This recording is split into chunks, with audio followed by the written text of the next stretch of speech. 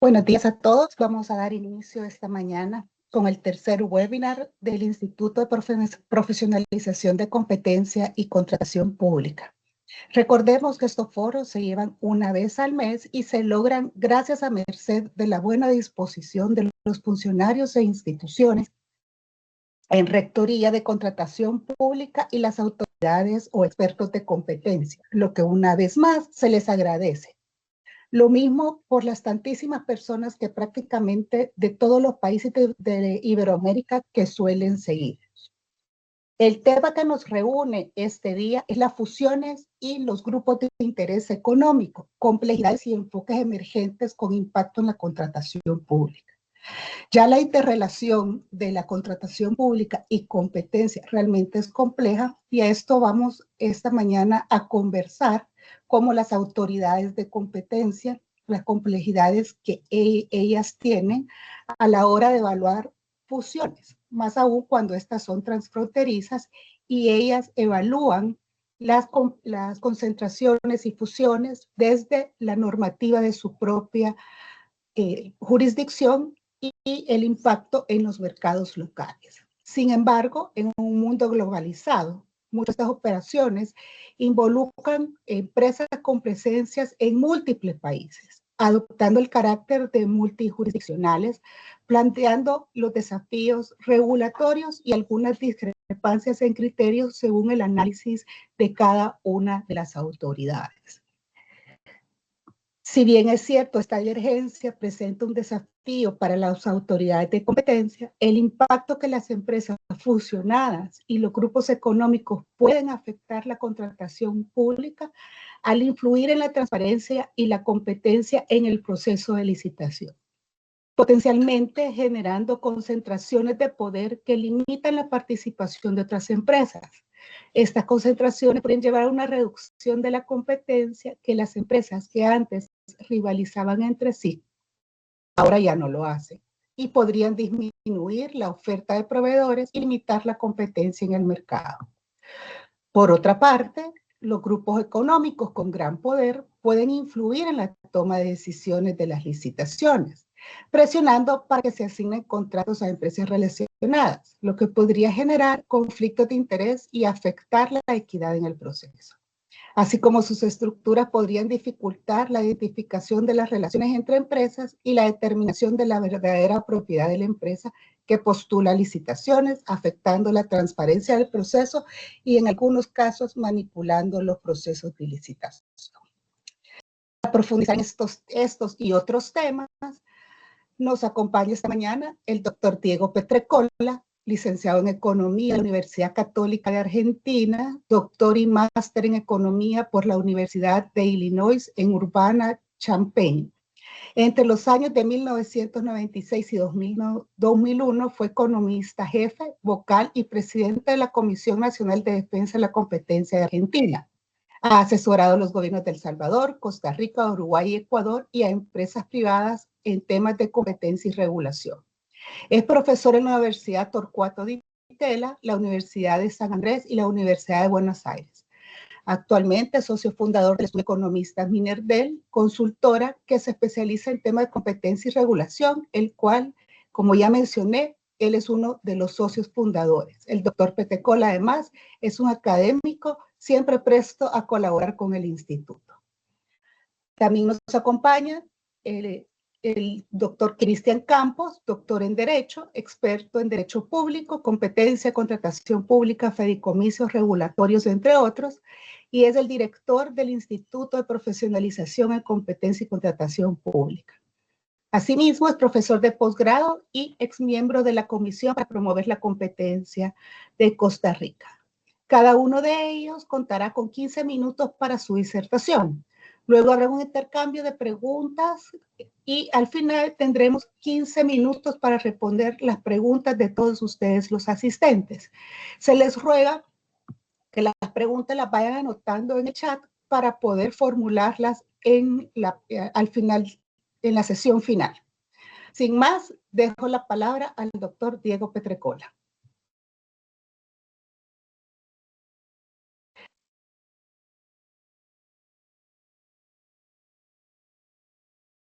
Diego, tu micrófono está apagado.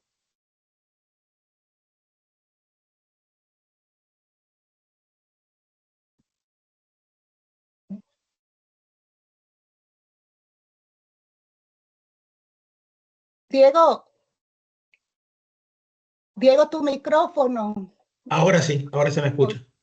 Perdón, ¿sí?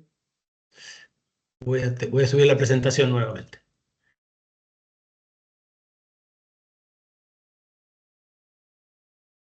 Se ve la presentación, ¿verdad? ¿Se ve la presentación? Sí, se ve. Perfecto. Excelente. Entonces empiezo desde cero, disculpen. Se me apagó el micrófono en algún momento. Buenos días, Regina. Buenos días a todos. Muchas gracias, Regina, por la presentación y muchas gracias, Cristian, por la invitación a participar en este foro. El tema que me invitaron a presentar es las fusiones transfronterizas, sus complejidades y enfoques con impacto en la contratación pública. Como señalaba Regina en la presentación, mi expertise es desde la defensa de la competencia, ¿sí? Mi relación con la contratación pública es siempre desde el punto de vista de defensa de la competencia, porque como autoridad de competencia y como consultor me ha tocado participar en controlar fusiones que tenían impacto en la contratación pública. También me ha tocado participar en casos de investigación de carteles en la contratación pública. Que tenían alguna vinculación con fusiones. Por ejemplo, la compra de una empresa Maverick, que competía intensamente contra los miembros de un cartel y finalmente los miembros del cartel la terminaron comprando. Y era una fusión transfronteriza. Entonces, un poco esa va a ser mi mirada. Al mismo tiempo, quiero, digamos, recordarles que soy economista, entonces mi mirada es desde el punto de vista económico, sobre todo. Para comenzar, definamos una fusión transfronteriza, ¿sí?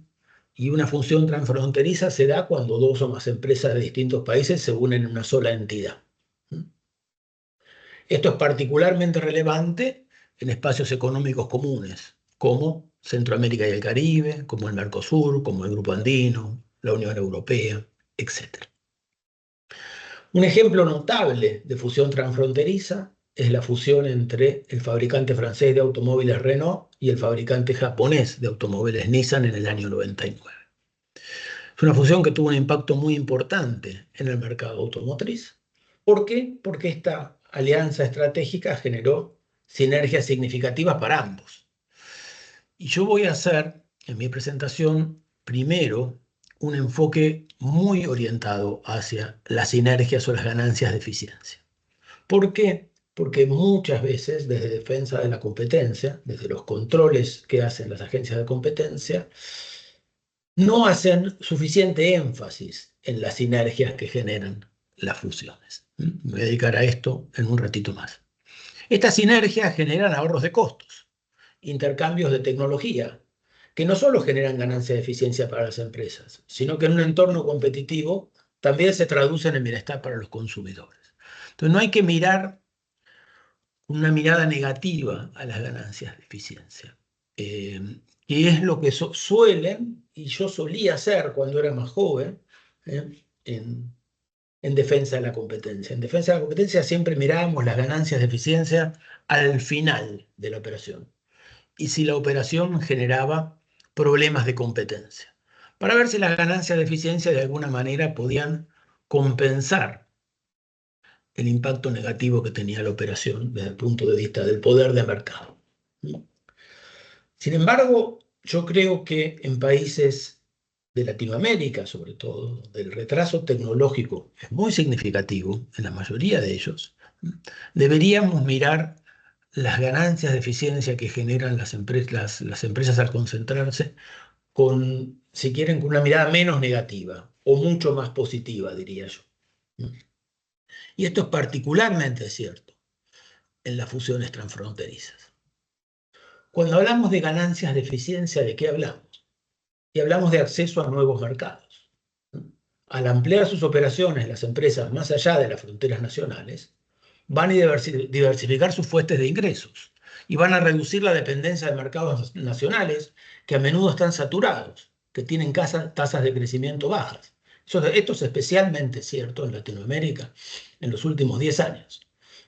Y de esa manera, entonces, las empresas diversifican riesgos. Estos no son temas menores en, por ejemplo, Latinoamérica.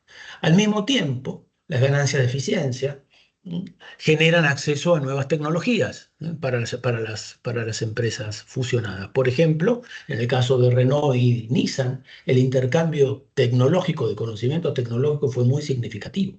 Entonces, integrar estas tecnologías y estos conocimientos de distintas regiones permiten que se aproveche mucho mejor recursos que son complementarios. Impulsan la innovación tecnológica y el desarrollo de nuevos productos. Al mismo tiempo, mejora el rendimiento de las empresas, ¿sí?, desde el punto de vista administrativo y también desde el punto de vista de la rentabilidad. Y si aumenta la rentabilidad de las empresas, aumenta el bienestar agregado de los agentes económicos, sin necesariamente perjudicar a los consumidores. Y finalmente, genera mejoras en la competitividad y en la innovación de productos y de procesos. Entonces, insisto en este enfoque que les estoy proponiendo de no dejar de mirar nunca las ganancias de eficiencia que generan las fusiones. Y yo miro el ejemplo argentino, por ejemplo. No hay ninguna operación de concentración económica en Argentina donde se hayan tenido en cuenta las ganancias de eficiencia.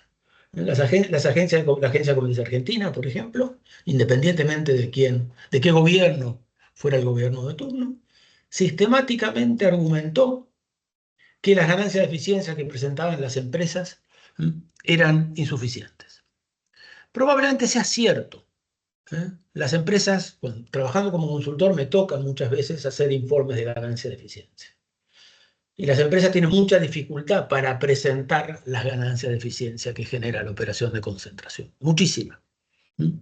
Pero mi propuesta es, como consultor, como esa autoridad de competencia y como recomendación para las autoridades de competencia, que hagan un esfuerzo adicional con las empresas que se fusionan para entender qué ganancias de eficiencia genera la operación de concentración. Y nunca minimizarlas. No concentrarse exclusivamente en el poder de mercado que genera la operación de concentración. Es un poco una propuesta que hago luego de 30 años de dedicarme a este tema. Cuando hablamos de ganancia de eficiencia, también hablamos de economía de escala y de alcance. O sea, la fusión permite a la empresa ganar economías de escala y ganar economías de alcance. Y esto permite aprovechar mejor la capacidad instalada, reducir los costos, optimizar procesos y mejorar la productividad. Todas estas sinergias, si el entorno es competitivo, van a beneficiar a los consumidores. Muy importante, entonces, el rol de la autoridad de competencia para asegurarse que la operación de concentración no altere las ganancias de eficiencia, perdón, no altere las condiciones de competencia. Porque en el fondo ese es el objetivo del control de fusiones. Que la agencia de competencia se cerciore que la operación de concentración no va a cambiar las condiciones de competencia. Y al mismo tiempo, que si se generan ganancias de eficiencia, estas sean trasladadas a los consumidores. Entonces, en el fondo, ese tiene que ser el objetivo del control de fusiones. Que no se alteren las ganancias de competencia y que las sinergias que se produzcan sean más temprano o más tarde se trasladen a los consumidores. Y si el entorno no fuera competitivo, que en muchos casos no lo es, bueno, este es el rol de la agencia de competencia. Tiene que generar remedios, ya sea conductuales o estructurales, que resuelvan los problemas de competencia que genera la concentración, pero que no restrinja las ganancias de eficiencia que genera la concentración. Y hago énfasis en esto último. Hay que resolver los problemas de competencia que genera la operación de concentración, pero no hay que destruir, ¿sí?, la ganancia de eficiencia que genera la operación. De la agencia de competencia hay que promover las ganancias de eficiencia también, además de resolver los problemas de competencia. Y entonces acá viene otra discusión. Entonces, ¿cuál es el enfoque que tiene que tener la autoridad de competencia cuando analiza una operación de concentración? ¿Tiene que defender el bienestar de los consumidores o el bienestar agregado? La respuesta es compleja, En el largo plazo es lo mismo. Si el entorno es competitivo, el bienestar agregado es fundamentalmente bienestar de los consumidores. Entonces la discusión no está en el largo plazo, está en el corto. Y entonces acá discutimos, no lo voy a discutir yo acá, el enfoque de Williamson. El enfoque de Williamson fue pionero en la década del 70, donde el profesor Williamson decía, cuidado, agencias de competencia, no miren solamente los problemas de concentración que genera una operación de concentración, también miren las ganancias de eficiencia. Si no, pueden estar destruyendo bienestar. Y ese es un poco mi enfoque, de tratar de, digamos, de reconocer el enfoque de Williamson y mirando la experiencia latinoamericana, sobre todo en los últimos 30 años, ¿no? Este enfoque ha sido poco utilizado. Y yo creo que desde el punto de vista económico y dada el retraso tecnológico que tenemos en Latinoamérica en general, salvo excepciones, debería mirarse con más cuidado. Dicho esto, ahora sí me voy a concentrar en los problemas que puede tener una fusión transfronteriza cuando es evaluada en distintas jurisdicciones. Cuando una fusión transfronteriza es evaluada en distintas jurisdicciones, suelen haber divergencias entre jurisdicciones, o pueden haber divergencias. Primero, podría haber distintas condiciones de competencia en distintas jurisdicciones, y que se creen algunos problemas de competencia en una jurisdicción que no se crean en otra. Puede haber distintos marcos normativos. Si bien las leyes de competencia son muy parecidas en todo el mundo, porque lo son casi idénticas, diría yo, hay marcos normativos diferentes. Por ejemplo, podría haber una jurisdicción donde no se controlen fusiones y otra donde sí. Podría haber una jurisdicción donde se enfoque más en el enfoque sea más orientado al bienestar del consumidor y otra donde sea más orientado al bienestar agregado de los agentes económicos, entonces sean más receptivos a mirar ganancias de eficiencia. Podría haber una jurisdicción con umbrales de notificación altos y otra con bajos. Entonces en una jurisdicción no se notifica la operación y en otra sí. Podría haber distinto análisis o distinta interpretación de los hechos. Y vuelvo acá a la importancia del enfoque, si la agencia de competencia prioriza el bienestar del consumidor o el bienestar agregado, y qué rol le da a las ganancias de eficiencia. Estas divergencias, obviamente, pueden generar o generan desafíos en las agencias de competencia. Podría también haber una falta de coordinación o de desincronización en las notificaciones, que una se notifique más tarde y otra más temprano, que una avance más rápido en el análisis de una jurisdicción y otra más tarde. Y podría haber diferentes remedios. En una podría haber diferentes remedios estructurales, en otra conductuales, distintos remedios conductuales, distintos remedios estructurales, combinación de ellos. Y finalmente, en los países más pequeños de Latinoamérica, podría haber algún problema para negociar con empresas que tienen dimensiones globales. Entonces, estos son los desafíos que le generan las fusiones transfronterizas a las agencias de competencia. Y acá, permítanme otra vez comentar algo que es una apreciación personal. Y otra vez viene de la experiencia que tengo en haber trabajado con agencias de competencia de distintas partes de Latinoamérica y de Asia, y también de haber sido consultor para distintas empresas de Latinoamérica, sobre todo presentando fusiones. Y las agencias de competencia, si ustedes miran las guías de las agencias de competencia, las guías de control de fusiones, la mayoría hacen muchísimo énfasis en el control de fusiones desde el punto de vista de la posible formación de posiciones dominantes. Sin embargo, para las compras públicas, que es el tema que hoy nos llama a la discusión, es mucho más importante mirar las fusiones como posibles facilitadores de cartelización. Y esto es algo que las agencias de competencia general hacen muy poco. Yo los desafío a mirar la mayoría de las resoluciones de las agencias de competencia, de las mayorías de las agencias de competencia de Latinoamérica, y todo el análisis que hacen, o la mayor parte del análisis, es sobre qué porcentaje de mercado tiene, si va a tener posición dominante, si no va a tener posición dominante, pero se le presta muy poca atención a si producto de la operación de concentración va a ser más fácil cartelizarse o no, que es lo realmente relevante en el caso de las compras públicas. O, por ejemplo, como en el caso que yo comentaba, si hubo una fusión, la fusión era la compra de un Maverick, y si la fusión era la compra de un Maverick, estaba justamente facilitando la posibilidad de cartelización. Entonces quizás se tendría que haber prohibido. ¿Eh? Y es el caso de una fusión en Argentina, que tuvo luego impacto en el cartel de los proveedores de oxígeno líquido en Argentina. Entonces no se controló porque no se controlaban fusiones, una operación de concentración, donde una empresa había comprado un Maverick y después se comprobó la existencia de un cartel en ese mismo mercado. O sea, luego de la compra del Maverick se facilitó la cartelización en ese mercado. Finalmente fue investigado y sancionado, ¿no? Pero fíjense cómo el control previo hubiera sido un buen instrumento para evitar esa cartelización, o por lo menos para reducir las probabilidades de que se produjera. Entonces, el análisis económico que suelen hacer las agencias de competencia hace mucho más énfasis en la formación de posiciones dominantes que en la facilitación de los carteles que generan algunas fusiones. Y otro ejemplo de esto es que la mayoría de las agencias de competencia utilizan como indicador de concentración el índice de Herfindahl-Hirschman y también el umbral de dominancia. Ustedes miran la mayoría de las resoluciones de las agencias de competencia y hacen mucho énfasis en el Herfindahl, cuánto aumenta el Herfindahl, qué pasa con el umbral de dominancia, si se genera dominancia en un mercado donde antes no la había. Sin embargo, el HHI es un muy mal indicador para identificar mercados donde se facilita la cartelización.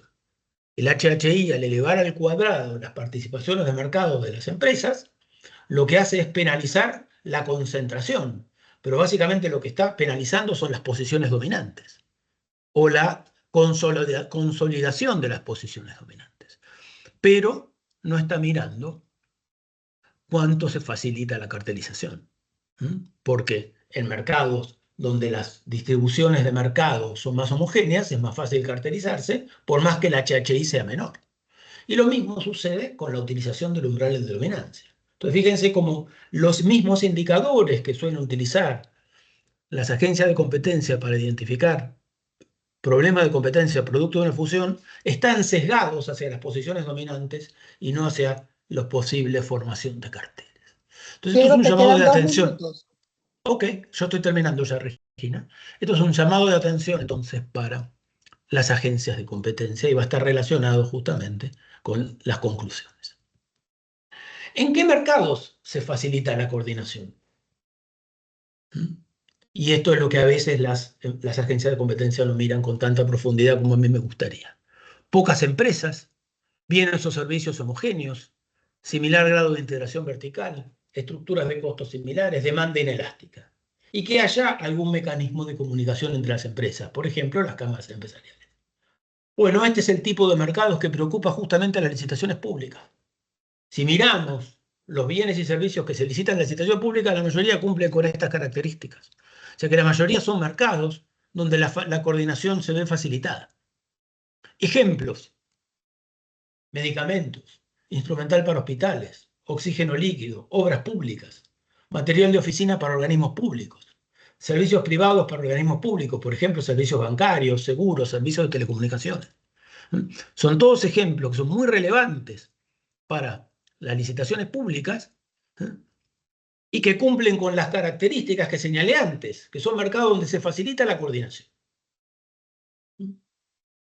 Entonces, por eso creo que es tan importante que las agencias de competencia le hagan más énfasis en el análisis de concentraciones, no solo acerca de las posibles formaciones de posiciones dominantes, sino acerca de las facilidades que se generan, o sea, que luego de la concentración para cartelizarse. La teoría lo dice, pero en la práctica lo hacen poco. Entonces, ¿cuál es la recomendación final? Por supuesto, fortalecer la cooperación entre la agencia de competencia, entre las agencias de competencia en los países en los cuales se analiza la operación transfronteriza. Básico. Pero también fortalecer la cooperación entre las agencias de competencia y las agencias de contratación pública. Pero, y pongo después de puntos suspensivos, para ambos lados. Las agencias de competencia siempre dicen, sí, hay que capacitar a las agencias de concentración pública para que detecten problemas de competencia. Y me pregunto yo, ¿y viceversa? ¿No tendrán que las agencias de contratación pública capacitar a las agencias de competencia para que detecten fusiones que son relevantes para la contratación pública y donde es más fácil cartelizarse? Y yo creo que esta es otra pata que nos está faltando. La cooperación tiene que ser bilateral, donde las agencias de competencia capaciten a las agencias de contratación pública, pero las agencias de competencia tomen de las agencias de contratación pública cómo identificar fusiones que pueden facilitar la cartelización. Con esto termino mi presentación. Muchas gracias.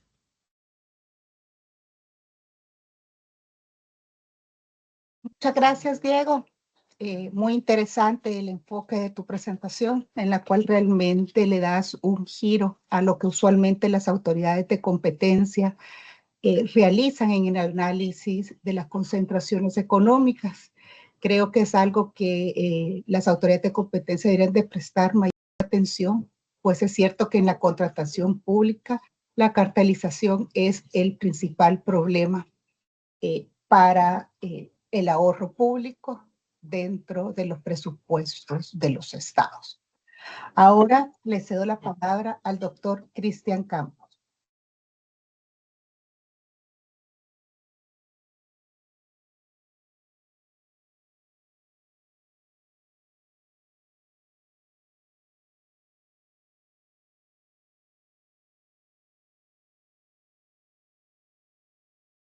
Adelante, Cristian.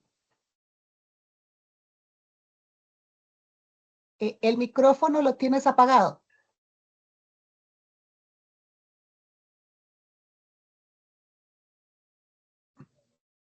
Ahora sí, listo.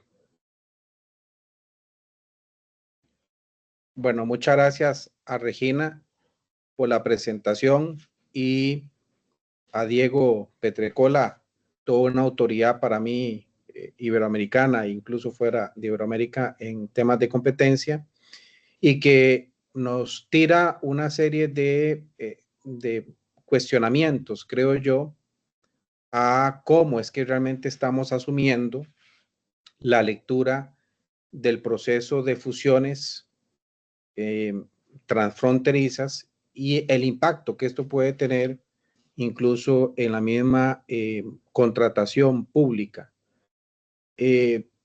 Escuchando a Diego, en parte recordaba un poco la justificación del porqué del Instituto de Profesionalización de Competencia y Contratación Pública. Y es que no son pocas las veces en que uno percibe que hace falta más diálogo entre las autoridades de contratación pública y de competencia, porque hay una serie de temas que deben ocuparles y preocuparles, no desde una óptica de trabajo unilateral, sino desde una lectura integradora de las funciones de cada autoridad y cómo estas autoridades, no solamente me estoy refiriendo a nivel local, porque Diego nos ha dejado muy claro que aquí las fronteras no existen, estamos hablando de fenómenos transfronterizos, de fusiones, concentraciones, que no pocas veces trascienden las fronteras de una autoridad de competencia y donde es irremediable, y lo decíamos en el webinar del mes pasado,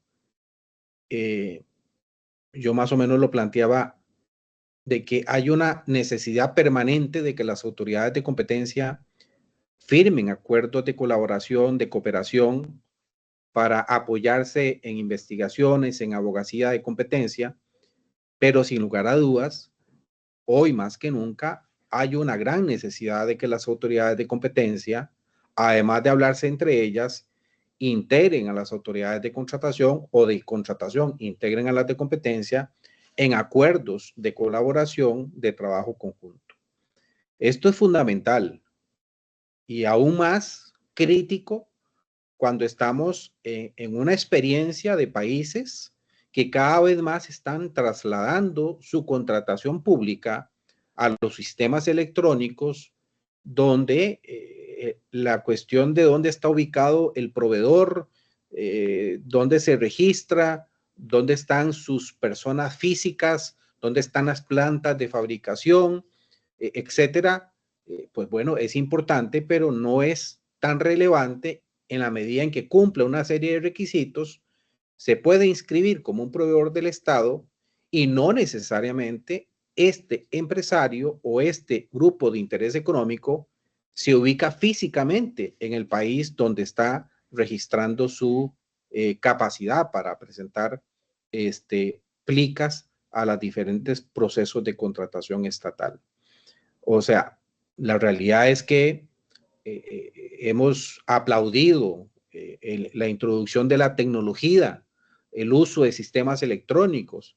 Estamos tocando constantemente la puerta de hacer una mejor práctica en la contratación estatal, de pasar todo a un sistema digital, a una sola plataforma de compras electrónicas, pero también es cierto que esto nos abre una lista de retos, de problemas que hay que resolver, que no son nada sencillos y que tienen, por lo tanto, ¿verdad?, una relación directa a lo que son el impacto de los procesos de fusiones en el lado de la competencia. Y como bien lo dice Diego, con toda la propiedad del caso, realmente nos hemos cuestionado la forma en que asumimos el proceso de fusiones y concentraciones. Nos preocupa un concepto de mercado pues que no tiene esta particular énfasis que reitero, Diego lo dice muy bien con el acento correcto, el mercado de la contratación estatal.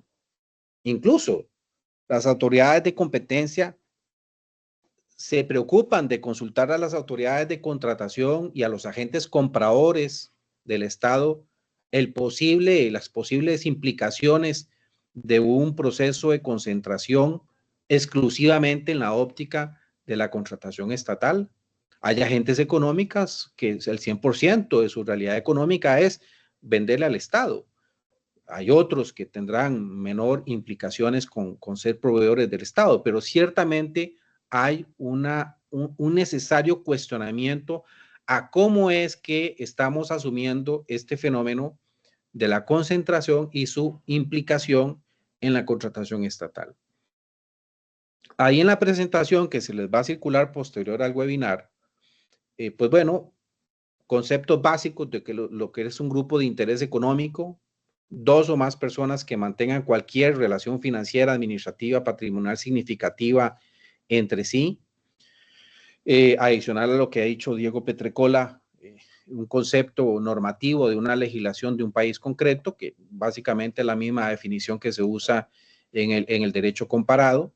Estos elementos que caracterizan la presencia de estos grupos de interés económico. Estoy pasando, ¿verdad?, del fenómeno de la concentración, donde básicamente la concentración lo que hace es avanzar más hacia esa creación de grupos de interés económico, tanto horizontales o verticales, dependiendo cómo es que se plantea, pero que desde la óptica de la contratación pública no es tan simple como solamente decir es que hay un grupo de interés económico presente, ¿verdad? No lo quiero ver tan fácil como lo menciono más adelante en el proceso de las empresas que no transparentan, que tienen una relación, que se presentan incluso como oferentes bajo la tipología de oferta consorcial, pero que en el fondo realmente es un grupo de interés económico y que en el fondo hay que preguntarse si ese tipo de acuerdo lo que hace ver es que hay un proceso en ciernes de fusión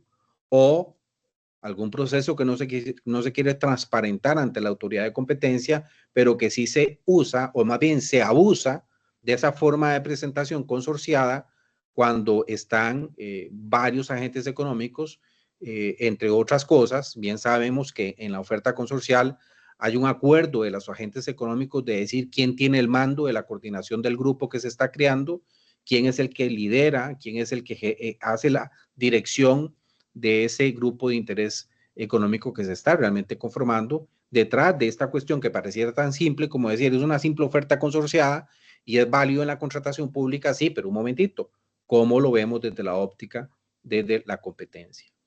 Y por eso es que, Diego lo mencionaba, yo quiero enfatizarlo, en el proceso ahora de concentración y fusiones que hemos planteado, sí nos estamos preocupando de conocer el criterio de las autoridades de contratación pública y cuáles son los posibles efectos que tiene ese tipo de trámites, ¿verdad?, que se hacen en la otra acera de competencia desde la óptica exclusivamente de contratación pública. ¿Cuáles son las consideraciones que podría tener la autoridad de competencia al momento de decir, vamos a avalar esta transacción que se está presentando, pero vamos a poner una serie de condicionamientos especiales porque estos agentes económicos resulta que el 100% mayoritariamente su actividad comercial está en ser vendedor del Estado, de un determinado Estado? Y para eso hay que conocer la de los mercados y de estos oferentes que en el caso de la contratación estatal cada vez más es visible que son oferentes que trascienden las fronteras. Cada vez más el fenómeno de empresas que están no solamente en un país, sino en varios países y cómo sus relaciones pueden tener implicación no solamente en un territorio, sino en varios territorios a la vez y que no estamos midiendo cuál es el posible impacto de estos agentes que se ponen de acuerdo en un determinado lugar, pero que no se hace eso del todo necesariamente conocido o transparente en otro lugar donde están los mismos agentes económicos haciendo su actividad comercial. Como dice Diego, lo anoté ahí de último momento porque me pareció fundamental. Desde el mercado de la contratación pública, pues bueno, hay una realidad clarísima del proceso de la concentración y la fusión, pero hay que tener cuidado. Es la misma pregunta que yo haría cuando vamos a considerar si es admisible o no una oferta consorciada o si es admisible o no que la presencia de los grupos de interés económico traten eventualmente de hacer algún fraude normativo, que por ahí lo cito más adelante, con respecto a las aparentes bondades que permite el ordenamiento de la contratación pública, pero que podrían ser elementos que hacen perder estas ganancias de eficiencia desde la óptica del mercado de la contratación pública. La concentración no es en sí el problema va a ser cuando ese proceso genere precisamente, en el caso de la contratación estatal, la pérdida de los beneficios que provoca, los beneficios de eficiencia que provoca la presencia en cada caso de una cantidad determinada de competidores, de agentes económicos que pueden efectivamente competir entre sí. Y claro, la cuestión es que el Estado no hay que verlo como una afectación típica del consumidor, de los consumidores. Es que el Estado refleja en sí mismo la tutela del interés general. El Estado reúne múltiples intereses individuales de todos los que esperan del Estado una respuesta satisfactoria a lo que llamamos interés general. Y el interés general, por lo tanto, es más que el interés de un consumidor individual o de un grupo de consumidores. El Estado tiene otra perspectiva, tiene que satisfacer un interés general que es más grande, que es más potente que ese interés puntual del consumidor. Y esto yo también siento que no lo tenemos en la valoración usual de este tipo de fenómenos. Lo perdemos de vista. Por lo tanto, es importante decirlo una vez más, la necesidad de acuerdos de colaboración entre las autoridades, debe haber un interés natural de conocer de los de competencia cuáles son las implicaciones que ven las autoridades de contratación pública, los agentes compradores, las administraciones públicas compradoras ante un pedido de empresas que usualmente tienen como regla la venta al Estado, pero también, ojo y hablábamos según las realidades de las regiones, o Suramérica o Centroamérica, un mercado tan pequeñito como el centroamericano, pero empresas que están presentes en todos los países centroamericanos y que tienen efectos transfronterizos este tipo de acuerdos que ven las autoridades de competencia. Y lo mismo podemos decir de Suramérica o el mercado suramericano. Ese tipo de análisis es fundamental. Y a esto reitero, ¿verdad? Tener más presente la complejidad que se nos va a presentar con toda esta cuestión de la era digital, los sistemas electrónicos y lo que decíamos también la vez pasada en el webinar dedicado a inteligencia artificial. Por lo tanto, es fundamental replantearnos en fusiones el concepto de mercado, que se evalúa cuando hay relación con la contratación pública. Y esto me lleva a hablar de varias cositas puntuales, rápido para cerrar y poder cumplir con el tiempo que está establecido en este webinar. El por qué, ¿verdad? Pasando a los grupos de interés económico, es importante en los ordenamientos jurídicos, ¿verdad? Me refiero a los ordenamientos jurídicos, porque ahí empieza si tenemos o no la capacidad ya prevista para poder hablar con propiedad de que hemos alcanzado una regulación clara, precisa, basada en buenas prácticas regulatorias en estas cuestiones de los fenómenos de los grupos de interés económico. Hay legislaciones que no tienen mayor regulación.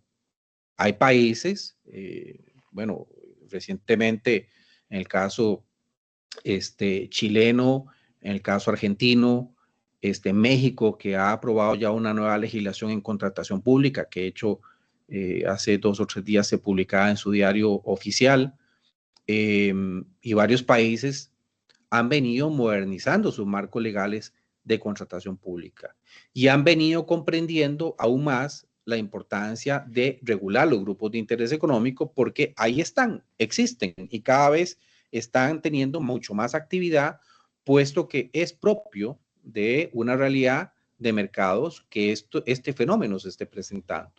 Entonces, ¿por qué es importante identificar estos grupos de interés económico? Porque puede ser que los grupos de interés económico estén cayendo en prácticas anticompetitivas que no las estamos detectando.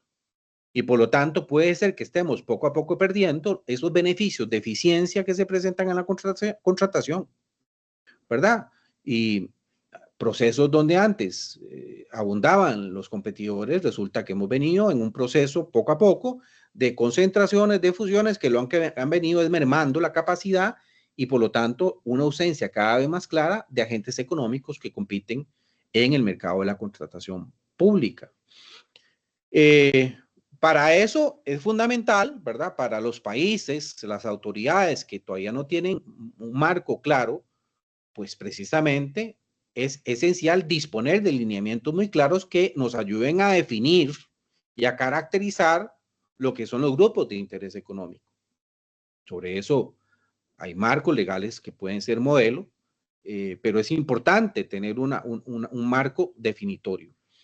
Crear mecanismos de prevención y para esto también, si hay que decir bondades de la tecnología, una gran bondad de la tecnología es que los sistemas de registros públicos que registran a las sociedades anónimas, a los accionistas, a los representantes legales, los que ya han regulado el beneficiario final, todas estas bases de datos tienen que estar integradas a un sistema de compra electrónica para poder hacer que la tecnología, adicionándole a la inteligencia artificial, pues me dé el dato, el dato exacto, me ayude a tener la información previa con carácter preventivo para poder identificar dónde hay un grupo de interés económico presente.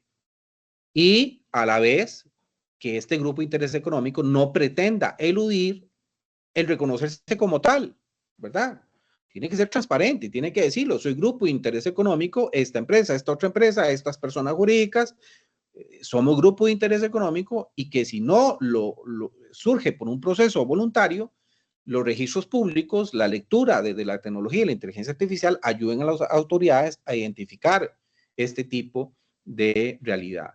Y por lo tanto, que no se favorezca este pequeño espacio que se abre de eludir sanciones que hay en un agente económico y por lo tanto el grupo o otros del grupo no salen impactados de lo que es una sanción.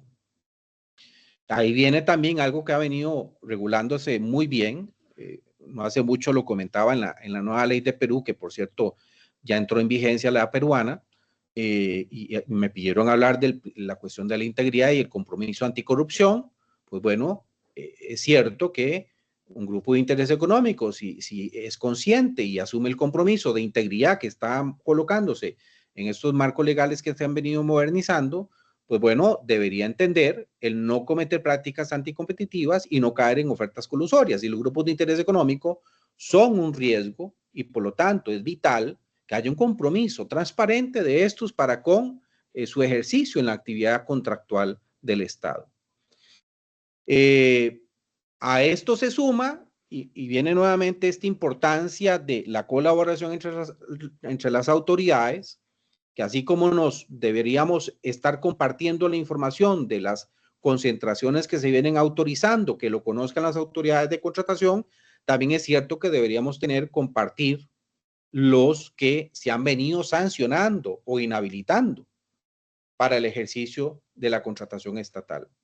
Hay países, y Costa Rica que lo hablo con propiedad porque tuve participación cuando se creó este marco normativo, que la autoridad de competencia puede inhabilitar a empresas, a agentes económicos para ofertar al Estado por faltas a la competencia.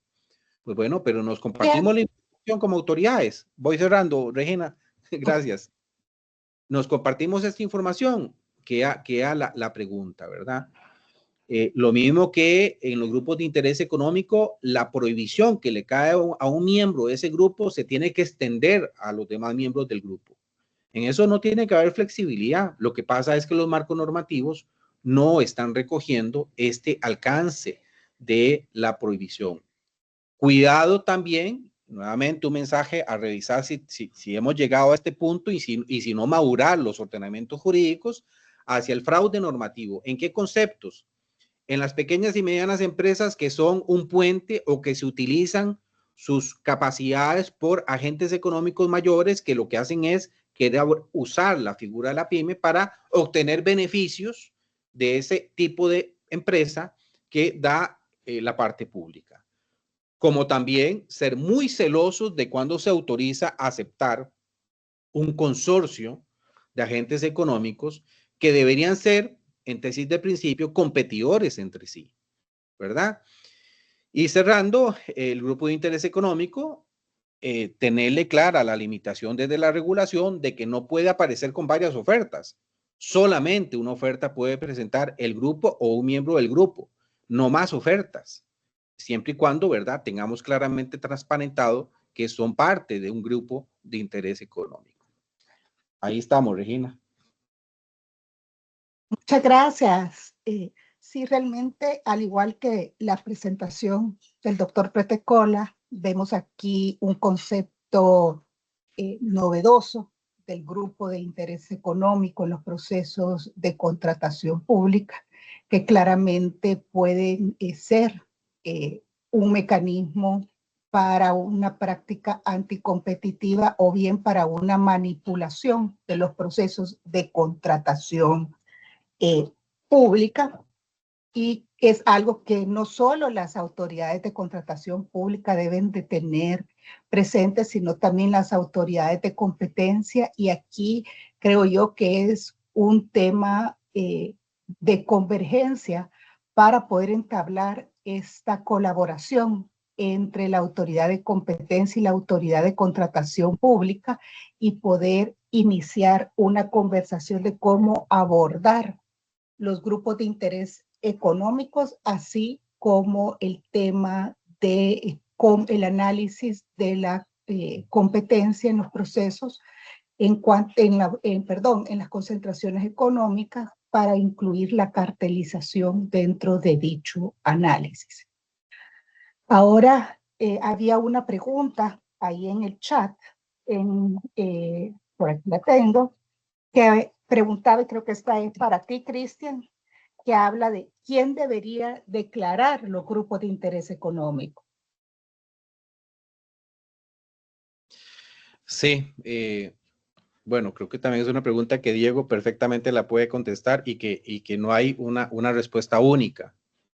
Lo que sí es cierto es que debe haber un acuerdo de lineamientos comunes de qué es un grupo de interés económico, dónde alcanza ese concepto y qué por lo tanto es que tiene que considerar ya sea o una autoridad de competencia en los trámites que realiza o una autoridad de contratación pública o las administraciones públicas específicamente, ¿verdad? Que esta no es una labor sencilla porque y creo que lo decía bien Diego con un tema que quiero rescatar de él, sí es importante que los de contratación ayuden a profesionalizar y capacitar a los de competencia, pero también competencia ayudando con abogacía y con formación a las autoridades de contratación y a las administraciones compradoras para que logren identificar a partir de ese concepto y ese lineamiento general el grupo de interés económico. Desde la óptica pura de contratación pública, no sé en competencia, Diego lo podrá contestar, pero contratación pública podemos decir que el que tiene que decir si está en presencia de un grupo de interés económico es los que analizan la oferta y detectan que hay características de un grupo de interés económico y por lo tanto así lo tienen que declarar y ese criterio así declarado podría eventualmente ser utilizado para decir, ejemplo concreto, en el país donde hay una legislación que prohíbe que un grupo de interés económico presente dos o más ofertas, solo puede presentar una, y se presentan dos ofertas, declarar que la oferta es inelegible, las ofertas presentadas son inelegibles. Eso será un acto administrativo que lo puede discutir en la vía administrativa o en la vía judicial y llegará hasta un juez de la República que tendrá que decantarse por decir ahí había un grupo de interés económico, la oferta fue correctamente excluida. Pero no sé, Diego, si desde la óptica de competencia, gracias, Diego. Sí, yo había visto la pregunta y me dije, uy, qué buena pregunta, porque desde la óptica de competencia es difícil de contestar, porque la defensa de la competencia no mira el grupo de interés económico, sino que cuando analiza una fusión, mira quién controla, quién es el último controlante de las empresas que se fusionan. ¿Sí? Entonces, podría haber un grupo de interés económico, pero no necesariamente control. ¿Sí? Entonces, hay una parte que se le escapa a la agencia de competencia. Entonces, el concepto de grupo de interés económico no es exactamente igual, idéntico que el de control, que es el que mira la agencia de competencia. Entonces, ahí hay un punto para trabajar muy interesante. Y a mí se me ocurría un mecanismo que la legislación argentina, por lo menos, tiene en cuenta cuando se trata de reguladores sectoriales. O sea, la Agencia de Competencia Argentina, cuando analiza una operación de concentración, si esas empresas que se están concentrando tienen un regulador sectorial, tiene la obligación de pedirle la opinión al regulador sectorial respecto a si esas empresas, al fusionarse, están violando o no el marco regulatorio y le pide una opinión respecto a qué piensa sobre cuáles van a ser el efecto sobre la competencia que va a tener esa operación de concentración. Eso es cierto para el sector de las telecomunicaciones, para el sector bancario, para el sector eléctrico, para el sector, digamos, para todos aquellos sectores que tengan algún regulador sectorial. Bueno, justamente esto es lo que no se hace con contrataciones públicas. Debería ampliarse este artículo a que cuando hay una operación de concentración que tiene impacto, digamos, que los que se concentran, una parte del mercado lo dedican a licitaciones públicas, debería la agencia de contratación pública opinar al respecto. ¿Sí? Opinar si hubo casos de colusión, si hubo casos de fraude, si responden o no a un mismo grupo de interés económico. ¿Sí? Entonces, podría construirse un instrumento que facilite esta interacción y ya no a través, o sea, no solo a través de un acuerdo de cooperación, sino de una manera formal. ¿Sí? Y yo creo que eso ayudaría muchísimo. Yo le soy sincero, cuando yo participé en la redacción de la Ley de Defensa de la Competencia Argentina del 2018 y la de 1999, en ambas. ¿Sí? En ninguna de las dos nos planteamos este problema, ni nos lo planteamos. ¿Sí? Y después participé en controlando cientos de fusiones en Argentina, cientos, y participé como consultor en cientos de fusiones en toda Latinoamérica. Y nunca nos planteamos este tema. Por eso es importante plantearlo. Las legislaciones muchas veces tienen agujeros, ¿sí? Acá hemos descubierto un agujero. No sé si todavía no lo solucionamos, pero hemos descubierto un agujero que tenemos que tapar.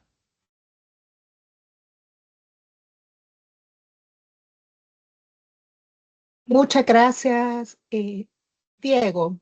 Tenemos varias preguntas en el chat. Nos quedan 4 minutos. Tal vez voy a lanzar una pregunta más para una respuesta corta de ambos expositores. Y el resto de preguntas se contestarán vía correo electrónico del Instituto de Profesionalización de Competencia y Contratación Pública. Pero aquí selecciono esta que dice: es complejo poder identificar un grupo de interés económico. Y lo digo porque ahora las empresas se cuidan mucho en ese sentido. Lo anterior, por cuanto uno identifica que puede existir un grupo de interés económico y se consulta al oferente participante, justifica que ellos llevan su administración y sus estados financieros aparte y que por lo tanto no son grupo de interés económico. ¿Qué piensan ustedes respecto a este comentario en el chat? Digo, si querés empezamos. Sí, yo ahí tengo que reconocer mi ignorancia al respecto. Vuelvo, yo lo miro desde la perspectiva de la defensa de la competencia, que son los grupos de control. ¿Quién es el último controlante de la empresa? Entonces, el concepto de grupo de interés económico me parece que es más amplio, ¿sí? Y, por ejemplo, en la legislación argentina, no sabría cómo enfocarlo, porque los abogados, yo soy economista, no soy abogado, pero me imagino a los abogados haciéndose un picnic diciendo: mire, la agencia de competencia acá se extralimitó y en vez de mirar quiénes son las empresas controladas por las empresas que se fusionan, usó una definición diferente, más amplia. Entonces, creo que es un tema jurídico complejo, desde el punto de vista de una agencia de competencia.